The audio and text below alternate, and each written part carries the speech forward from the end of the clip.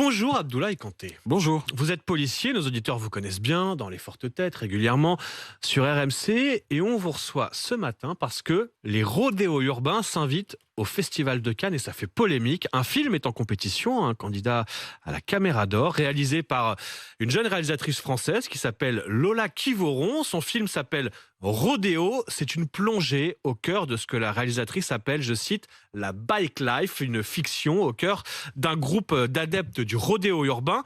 Mais surtout, pour la promo de son film, elle a donné une interview au site Combini dans laquelle elle regrette, je cite, que la pratique du rodéo urbain soit criminalisée à mort en France. Et c'est cette interview qui vous a fait bondir sur les réseaux, Abdoulaye. Oui, effectivement, c'est quand même quelque chose de choquant parce que effectivement cette dame a le droit de faire ce film, mais ce qu'il y a derrière, c'est le message qui est distillé. C'est que comment on peut dire que la responsabilité des accidents qui sont causés par des individus dont je rappelle qui conduisent des motos, on va dire sans permis, sans casque et non immatriculés, et qui peuvent créer à la fois du danger et aussi pas plus tard que dimanche dernier, nous avons quand même un gamin de 5 ans à Pantin qui a été grièvement blessé. Alors, je vais la citer précisément, Lola Kivoron, dans cette interview, elle dit « Les accidents liés au rodéo sont souvent causés par les flics qui prennent en chasse, qui créent une forme de précarité qui pousse les riders vers la mort. » Oui, mais justement, c'est qu'elle essaie de trouver une forme de normalisation dans cette pratique qui est quand même, je rappelle encore une fois, dangereuse.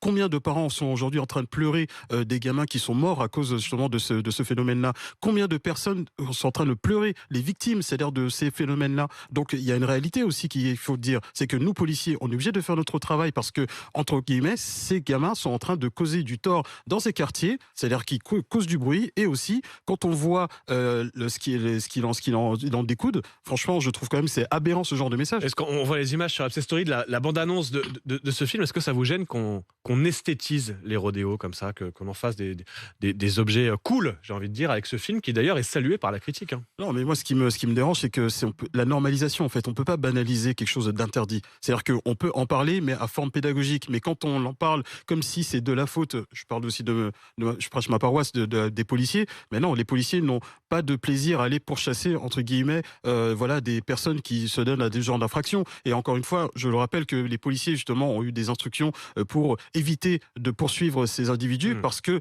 justement, ça peut être dangereux pour eux-mêmes et pour autrui. Mais au final, si on les laisse faire, qu'est-ce qui se passe? On voit ce qui s'est passé il y a quelques jours. Vous avez des grands-mères, des passants qui, eux, peuvent mourir à cause de l'irresponsabilité. Alors, on vous dit clairement ne pourchassez pas les jeunes qui sont notamment non casqués, parfois, c'est ça? Parce que, il y a des instructions qui sont données pour éviter justement des accidents. Mais justement, on évite, mais qu'est-ce qui se passe par la suite? Il faut choisir en fait. Soit on stoppe ces individus justement pour qu'ils évitent de faire du tort à d'autres personnes, ou soit voilà, on continue, on fait notre travail. Alors,